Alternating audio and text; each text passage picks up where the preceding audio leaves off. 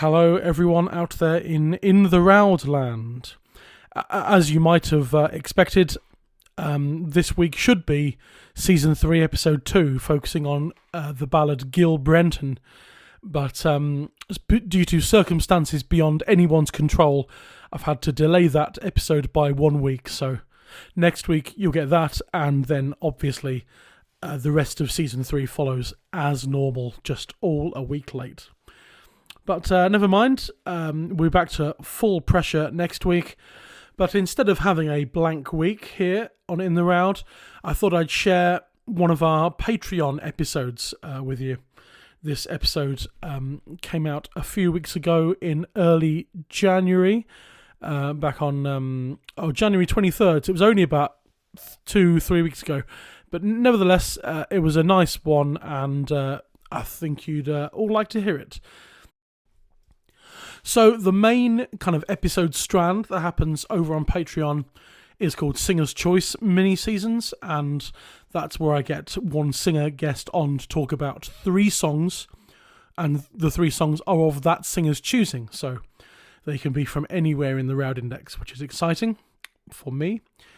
And one of the other episode strands, which is sort of semi-regular, is a strand called Spotlight.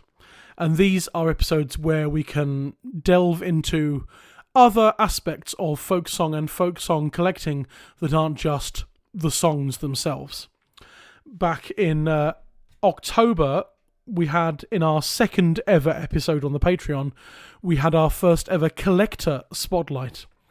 And that was Martin Graeber was my guest, and he came on to talk about his lifelong project and passion, which was the collecting life of Sabin Baring Gould. So the occasional collector spotlight. In fact, coming up next week on the Patreon on 20th of February, we've got the first in our region spotlight episodes. And to give you a sneak peek of that, we've got Paul Wilson coming on the Patreon to talk to us all about folk song collecting in Devon. That's our first region spotlight. And then the occasional sort of random subject spotlight as well. Around the same time in March, so 20th of March, I think, Steve Roud himself is going to come on to the Patreon and do a little chat about broadsides, broadside ballads and broadsheets, and how that relates to the oral tradition. But there's one spotlight strand I haven't mentioned, because you're going to hear one of them now. Back in late January, we had the first in our singer spotlight episodes, and this is a little deep dive look at particular traditional singers. And I was very delighted to be joined by a young woman called Nora Rodes, who's from America and is a fantastic authority on a lot of American folk singers and collectors, particularly female folk singers and collectors from America. And Nora was very kind enough to join me on Patreon to discuss a particular female traditional singer from America, a woman called Emma Dusenbury. So I thought I'd share that whole episode with you now. So yeah, here we go. This is my chat with Nora Rodes on the American singer Emma Dusenbury. Well, hello and welcome, Nora Rodes. Hello. Hi. Hi. How are you doing? Very well. I'm very happy to be here. Good. I'm glad. Yeah, it's great to have you on. It's been, not that they've been bad in any way, but it has for a lot of the historical stuff on this podcast and the Patreon. It's starting to get to be the same voices, and they're very good voices and very good to have them. But it's nice to have other people and hopefully bringing more people into the fold as well. So hopefully this will be the start of a long line of contributions from you for this. Yes. If you want to, I'm not going to force you to. That's fine. Yes, but I would love to. Good, excellent. I'm glad to hear it. Yeah, great to manage to slot this one in with you because you're on a break at the moment from your studies, aren't you? Yes. Yeah. What's your studies? Are they anything to do with this sort of thing, or are you a totally separate life? Well, I am majoring in a field of musicology, so yes, this is quite up that same alley. Excellent. Fantastic. The main strand on the Patreon will always be these 3 episode length Singer's Choice mini seasons. Um, but and then other mini seasons. We had a Carols mini season over November and December, which I'll probably be doing every year because I know there's at least sort of 400 carols to get through. If I do 6 a year, that will be interesting. Um, but then also it gives us on the Patreon a chance to look at other areas of folk song and folk song collecting that aren't just the songs. So we had Martin Graeber at the end of last year giving us a spotlight on a collector, which was on Sabin Baring Gould, and now we come to a singer spotlight, and I think our Patreon listeners do actually know because I told them, but in February we'll be doing a region spotlight episode, and we've got Paul Wilson coming on to talk about general sort of song collecting in Devon, and then there'll be a random subject spotlight in March, and then it goes round in a cycle of 4: collector, singer, region, random one-off subject thing, and round it goes, and that should keep us busy for a while. So lovely to have our first singer spotlight, and great to have you on for it as well, because it would have been very easy for me to just stick to the UK and stuff that is involved in the UK and people who live in the UK, but neither applies here. So, because where are you at the moment? Pittsburgh, is that right? Yes, I'm from Pittsburgh and I'm attending college outside of Philadelphia. Oh, amazing, fantastic. And you told me earlier through some emails that, or maybe I knew anyway, that your one of your focuses is this sort of thing. It's female collectors and singers in the States. Was that right? Yes, indeed. Yeah, yeah, brilliant. And we're going to talk about one of those singers today. The subject of today's singer spotlight is Emma Dusenbury. So to start us off, how did you come across Emma Dusenbury? Is she someone that is widely known through recordings and books and things, or is this a more obscure person that you have shed some light on? Well, she's certainly more obscure. She her songs were known a bit more in the 60s, the 50s and 60s during the folk revival, but following that she fell into quite a bit of obscurity. But when I first met my mentors from the Library of Congress, Stephen Winnick and Jennifer Cutting, when I was 11, I was so enthralled by all their stories about the archives that I went to visit the archives at the American Folklife Center at the Library of Congress as soon as I could. And that very first time when I was 12, Jennifer pulled old reel-to-reel tapes of Emma Dusenbury for me to listen to because she had such an incredible repertoire. And it was absolutely amazing. So several years later, when I was 17, I applied for a Henry Reed Fund Grant Award, which gave me the opportunity to spend a lot more time studying Emma's life and her music, which I'd been wanting to do for many years because she's pretty incredible. So I can't really believe how little known she was. Right. Well, there we go. Yeah, it's fantastic when people, focus in on something that's relatively obscure and bring it all out into the open again. That's great. And right, so who was she? Give us an overview of her in terms of when she was born, when she died, what was her occupation, that kind of very very sort of general sort of overview. Yeah, so Emma Hayes, later Emma Dusenbury, was born in Western Georgia in a little town called Rome in January of 1862. And she lived until 1941, where she died in Arkansas at the age of 79. She was born to William Hayes and his wife Mary Pitts, who was quite young at the time. She was 16 at the time of Emma's birth. Um, and it was quite a tumultuous time in American history because Emma was born only a few months after the start of the American Civil War. Wow. Um, Yeah. Of course. Yeah. yes, and she was since she was born in Georgia, it was a very Confederate state. And so there were a lot of men being drafted into the Confederate Army. So in her first year of life, she and her parents moved to Rabun County in Georgia, which was unusually a very pro-Union town. And she lived there for the first 10 years of her life. Um, and after that, her family moved from Georgia to Arkansas, which was a very long trek. So they took a steamboat across the river and then they went by ox wagon the rest of the way. And it took a full week to make the journey to Arkansas. But they were able to settle in a farming plain in Baxter County.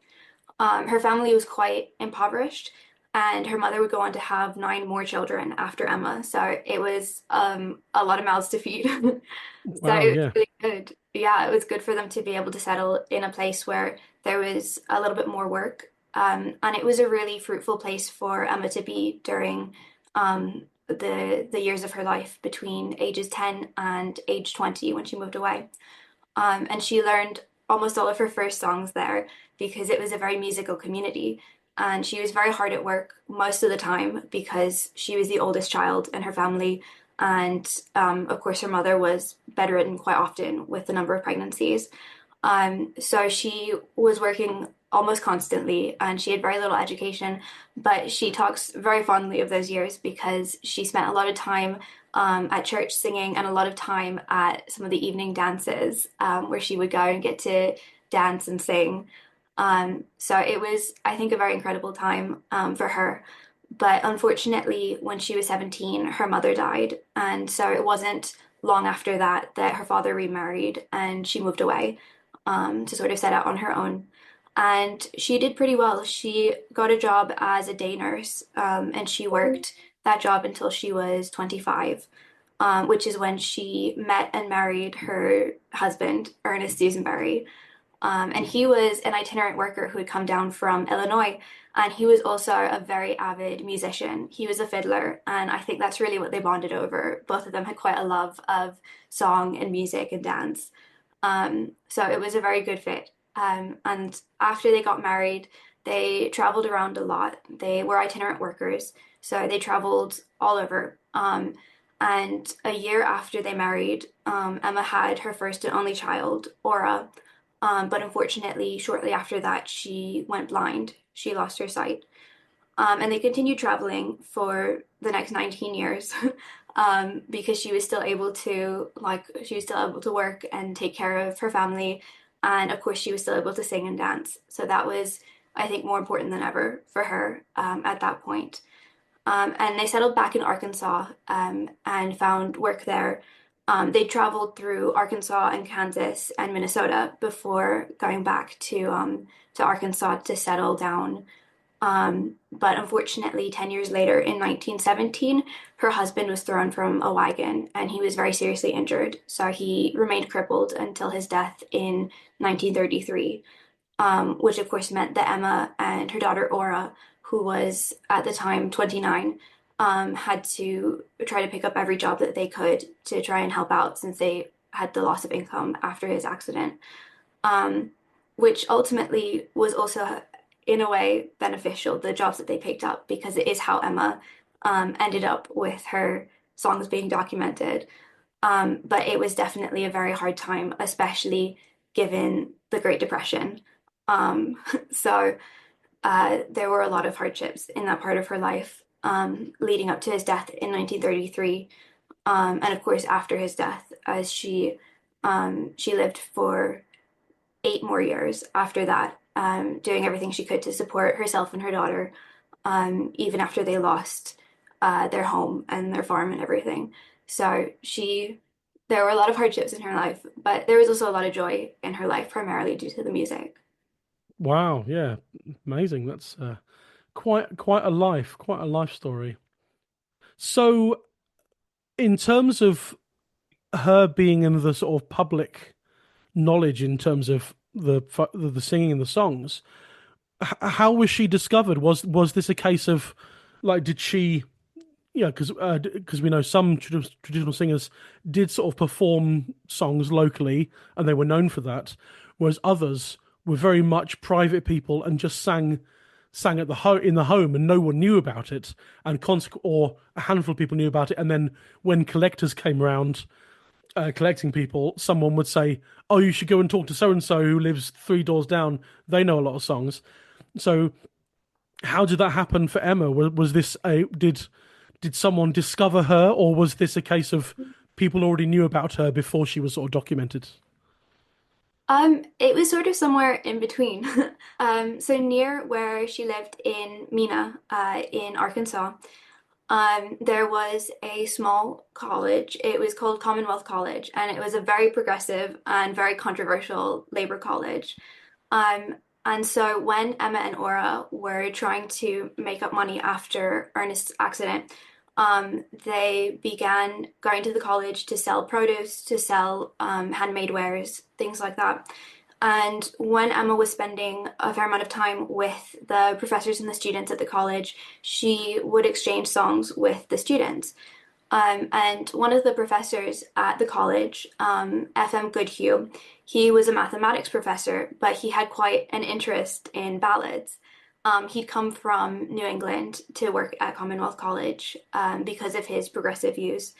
And so when he found out what an incredible store of ballads she had, he began to go visit her to exchange songs with her to learn more. And he also had her come and perform concerts at Commonwealth College. And he was kind of the catalyst for her being discovered because he wrote to Vance Randolph, who was working on a very major collection of Ozark folk songs, to tell him about how incredible she was. And so in 1928, Vance Randolph visited Emma to collect songs from her. And ultimately, 10 of the songs that he collected, he published in his 4 volumes of Ozark folk songs.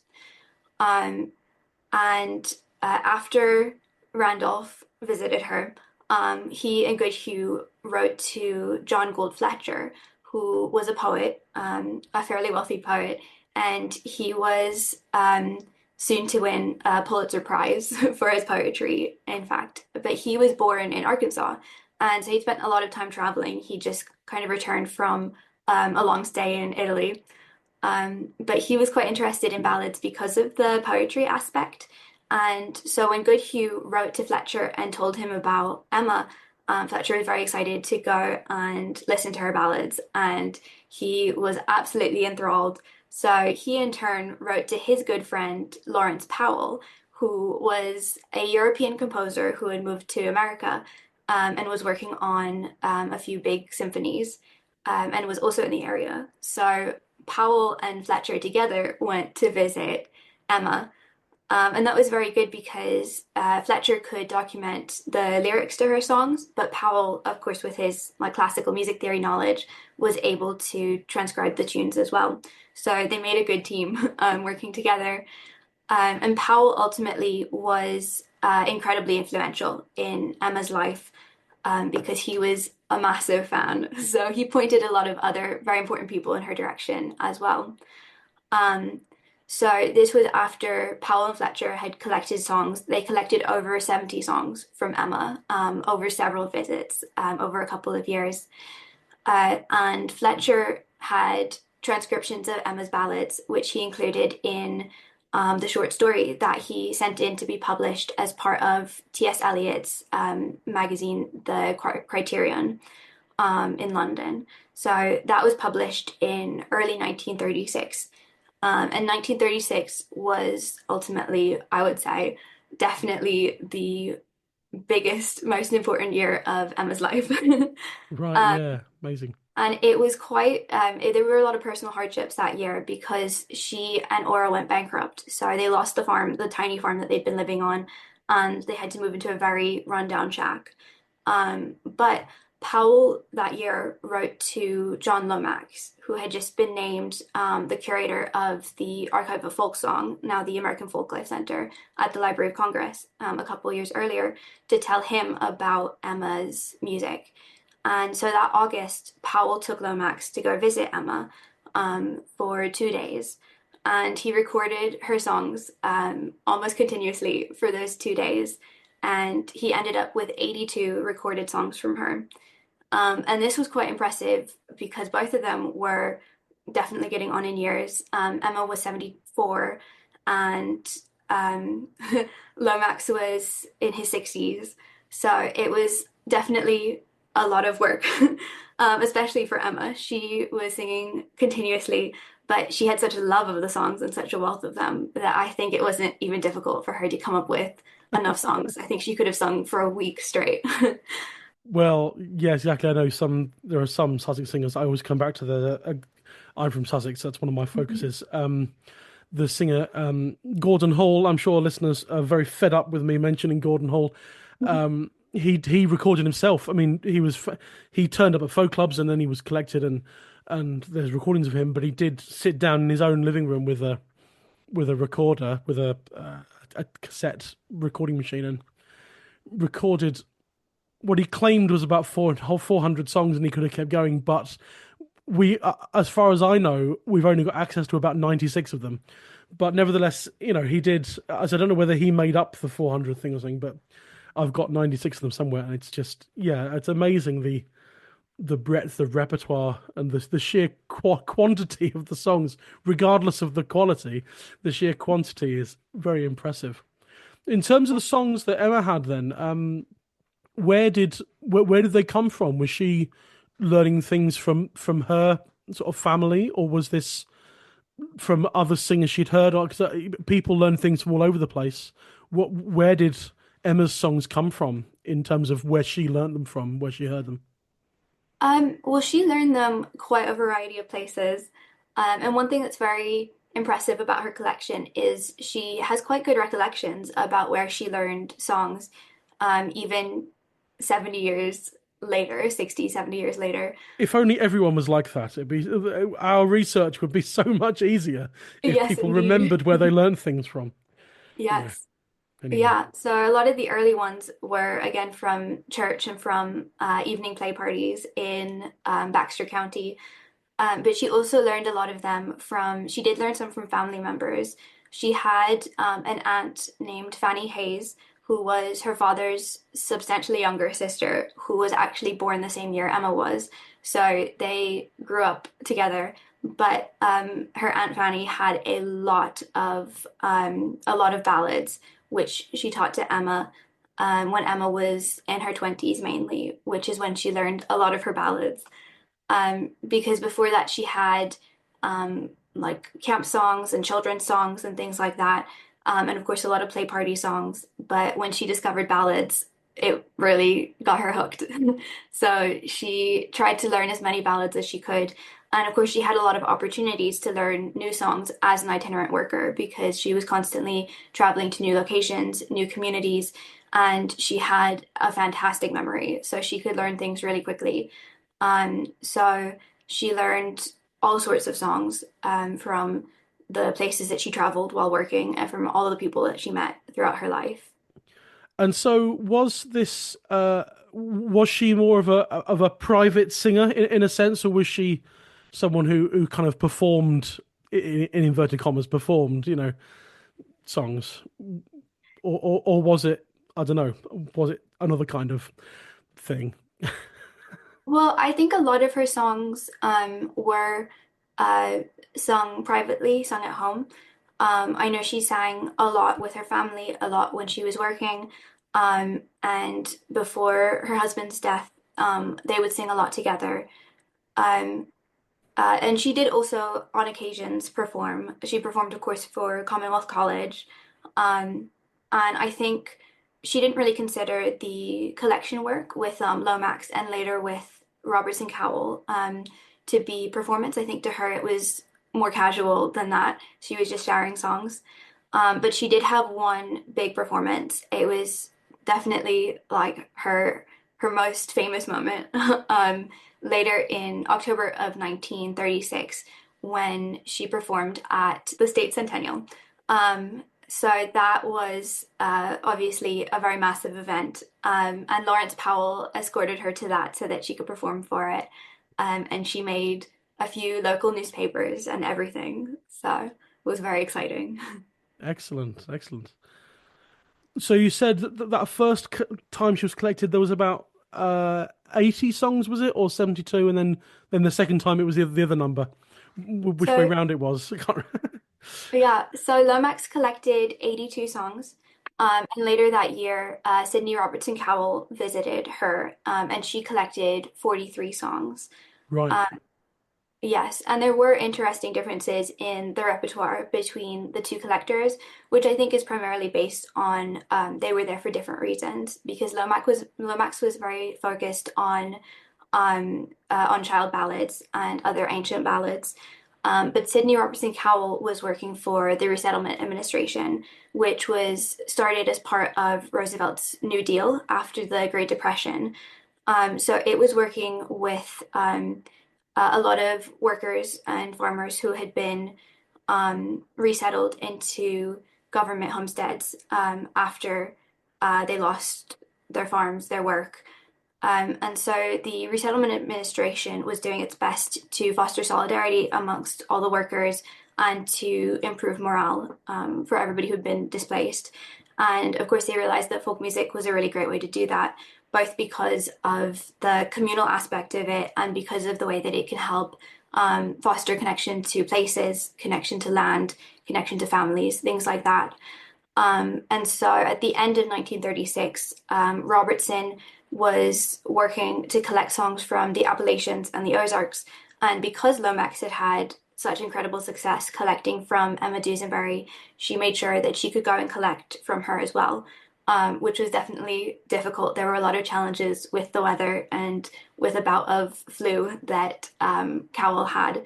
But at the very end of December, she spent 3 days with Emma, and she got to know her, helping her out in her home and everything. And she collected 43 songs of quite a variety of types of songs because Emma had a very vast repertoire. And part of the Resettlement Administration's goal was to look at a broader spectrum of folk music and folk customs. Um, so Emma had children's songs, she had spiritual songs, she had ballads that were of American origin. She had political songs, including a very famous song, The Dodger, which was used in a lot of the folk revival movements. She had, of course, Civil War songs. And she had a fair number of lighthearted or risque songs, which she certainly only shared with Cowell. She would not have shared those with a male collector. Yes. And then she had the songs of her youth, the play party songs. And of course, she had an incredible store of child ballads. Right. So as you said, her favorite type of song was the ballads. Then that Yes, was the indeed. big thing. Mine too. Yes. So that is quite, yeah, a substantial number of songs collected in terms of written down and on sound recordings. Because I know the Roud Index. I just before we started recording, I typed her name into the Roud Index and came up with 117 entries. But 117 is, that's not insignificant. I mean, there are. I haven't actually. I'm quite not that I'm good at it, but I'm getting an indication now going through the songs we've covered on the podcast about how widely they were collected or how popular they were. You get an indication of that by the number of entries in the Roud Index, because obviously Barbara Allen has like almost 2,000 entries, and there's a song I'm coming to on the Patreon with Mossy Christian in 3 weeks' time, which is a song called Between Whitby and Scarborough, Roud 21,117, and there's 2 entries in the Roud Index for that. And so it's but so I haven't actually typed in a lot of different singers and see what the general indication of what constitutes a lot and what constitutes not much. But on the face of it, 117 entries sounds pretty good. Yeah. So yeah, certainly if people want to find out about Emma Dusenbury, certainly from a Roud Index point of view, if you want to use that to find stuff, if you go to the search bit and in the field you click performer and then type her name into the main search thing, you'll come up with 117 things, which doesn't seem insignificant. Yes. So after those was it 3 main collecting sort of sessions? Was that the idea? Yes, I would say 3 or 4. 3 or Um, 4? yes. So after those initial collecting sessions, was that kind of it in terms of Emma Dusenbury, or did that bring her more into the public sphere? Because we know that some over here in the UK, a lot of the time, once these old singers were collected, they were then brought to folk festivals and folk clubs, and people said, "Here, these people are still alive doing this stuff." And if it wasn't for people like that, we wouldn't have had Martin Carthy in a way, because Martin Carthy's main jumping off point into, oh my god, folk music is so wonderful, was hearing Sam Larner in a folk club. So did that happen to Emma, or did she was she back into sort of relative obscurity after those collecting sessions? Yeah, well, I would say um, it's actually a little bit complicated because We like complicated. It's fine. It makes this chat a bit longer. yes. Yeah, well, she remained relatively obscure, even though her music didn't. And I think it probably would have been different if she had been younger. She the when she was collected for the Library of Congress and for the Resettlement Administration, she was quite near the end of her life. So she died less than 5 years later. And I think it would have been different if she was younger, if she was more able to travel, if it would have been easier for them to bring her places. And I think it would have also been very different if she had not been as incredibly impoverished as she was. But she and Aura had relatively little, and they also had practically no assistance from neighbors because with so many collectors being interested in Emma, her neighbors assumed she must be making a fair amount of money from her music, which she was not. Oh, Yeah. yeah. So Robertson Cowell talks about that a fair amount when she was trying to get money for Emma because of the desperate conditions she was living in. Um, but her music is incredible. And so her music definitely took on a life of its own from there on out. However, she was not credited all the time. um, so her music had a lot of presence in the 40s, the 50s, the 60s, and by a lot of very important groups. So obviously, Fletcher published some of her materials, John Gould Fletcher, um, and Lawrence Powell wrote the final movement of a symphony called An American Rondo, based around five of her tunes. And that was fairly successful. And I think he was trying to get proceeds off of that to send her. But again, it was quite near the end of her life. And I think it would have been so different if she'd been younger.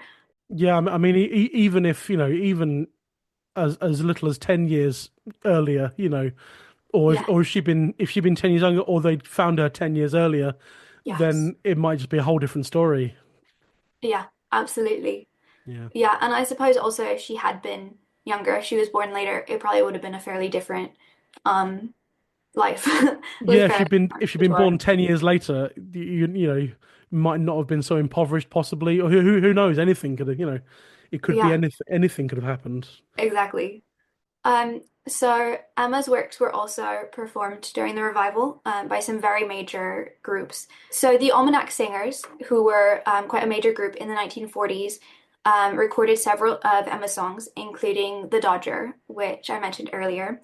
And then at the end of the 40s, Pete Seeger and Lee Hayes, who had known Emma from his time at Commonwealth College, joined up with Ronnie Gilbert and Fred Hellerman to form the Weavers, who were, of course, incredibly influential. And during the 1950s, they performed several songs that they learned from Emma. And in 1955, they gave a concert at Carnegie Hall to a sold out audience, and they included one of Emma's songs in that. So that is perhaps the greatest notoriety which her songs achieved. And of course, Pete Seeger performed a lot of her songs, especially a lot of her children's songs. Right, amazing. Tangentially, I'll be seeing Pete Seeger in a strange way tomorrow from the day of this recording. myself and James Fagan are going to the cinema to see the new film about Bob Dylan that's got Ed Norton as Pete Seeger, which is an amusing idea, and I can't wait to see Yeah. what he makes with that character. And obviously Timothy Chalamet as Dylan, but particularly Ed Norton as Pete Seeger was Yes. a rather excellent idea. So yeah, great, fantastic. Anyway, lovely stuff. So in terms of the recordings that were made and the collecting work that was done, is any of this available to find or to hear in the case of the recordings? Is this like, are the general public able to track this stuff down? Well, the collections that are at the Library of Congress American Folklife Center, which is the Lomax recordings and the Robertson Cowell recordings, those are digitized, but they're not available to the public yet. So you have to go in and request them. So it can be a little bit difficult to get permission for the digital records without going in person. And I'm hopeful that they will become public before too long because it's an incredible host of material. But there is access, of course, to the pieces that were published in the Ozark Folk Songs by Vance Randolph, and also the songs published by Fletcher and Powell. Right. And I noticed in the Roud Index there was mentions of books, a book of was it American folklore poetry or something? I spotted there, Yeah. wasn't it? And um, yeah, it mentions the Library of Congress and stuff. Oh, and there you go. There's Pete Seeger's book, American Folk Songs for Children, Yes. and then there was American Folk Poetry, 1974 book. And all that sort of thing. So yeah, it's well, maybe at some point you should do have the Nora Rodes campaign for the release the Dusenbury recordings or something, Yes. and lead the charge for that one. Yes. Well, there are some, very few recordings that are publicly available where they've been used in Library of Congress blog articles. So, for example, Stephen Winnick wrote a blog article about the Dodger, and so that includes Emma's recording in the article. So that one is accessible to the public. Ah, very good. And I know that you did a talk on her for the Trad Song Forum, didn't you, as well, over Yes. here, but on Zoom, obviously. Um, and that's on. I'm pretty sure that's on YouTube, isn't it? Somewhere in the Yes, it depths is. of the Trad Song Forum YouTube channel, if you're able to trawl through it and find the one, and that's I guess a bit like this, but also um, with the use of visuals, so you can there's actually Mhm. photographs and things in there. Yes. And did you end up manage to play recordings in that that are available, or did you not? Yes, I did play recordings in that. So that does have clips. There you go. So yes, so if anyone wants to hear this again or more of the same from this, I will attempt to find the YouTube video of that exact Trad Song Forum meeting that includes your talk on her and include that in the show notes for this episode. Yeah. 'Cause it'd be nice to bring that out a bit more as well. There's also more information on Emma Dusenbury, both in a book which Robert Cochrane wrote, a professor at University of Arkansas who did quite a bit of study into her life.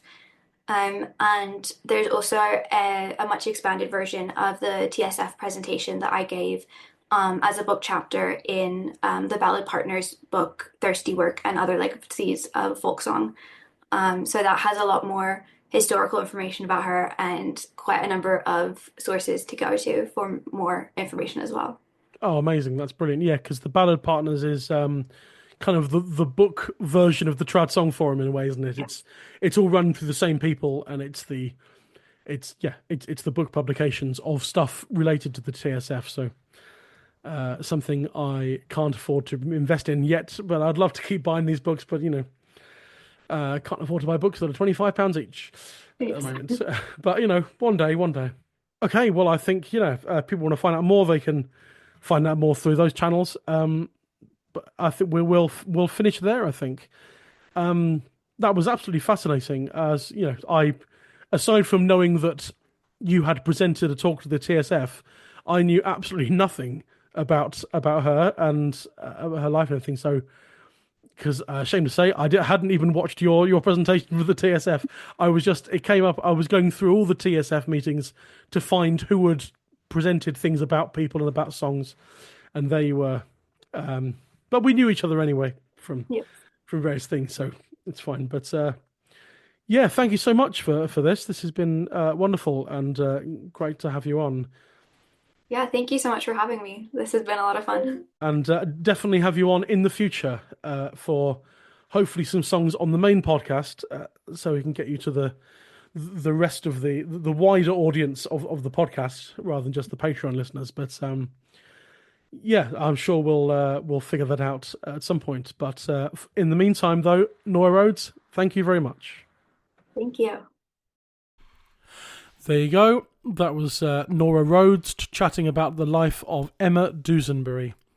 Just a reminder that if you want to hear more episodes like that and episodes on other areas of song collecting, and also episodes on a lot more songs from the rest of the Roud Index, they're all going up on our Patreon, which is available.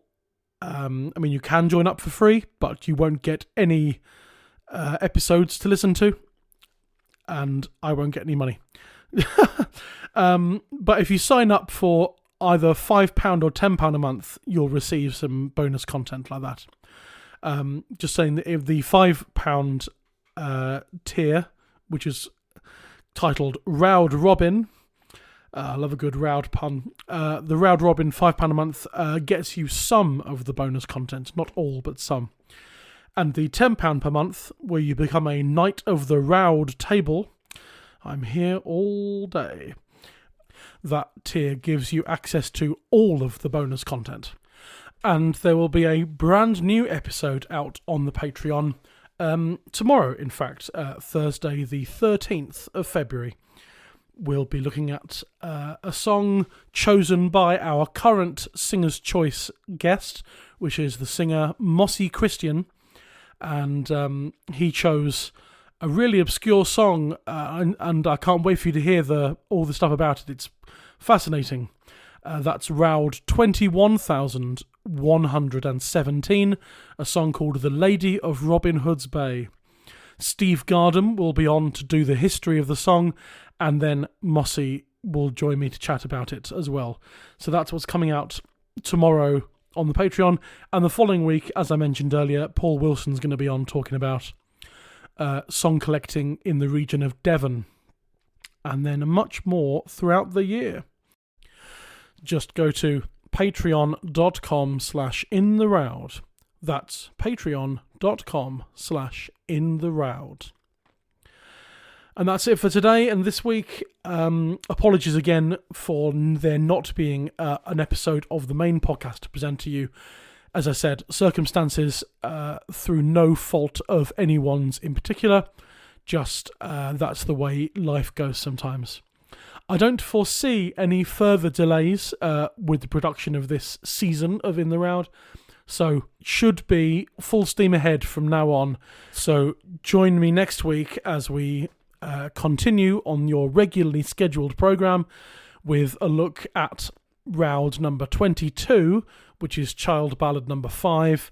It's a rare one called Gil Brenton. My historical guest will be Helen Lindley, and the singer guest is Nancy Kerr. But until then, thanks very much. Bye-bye.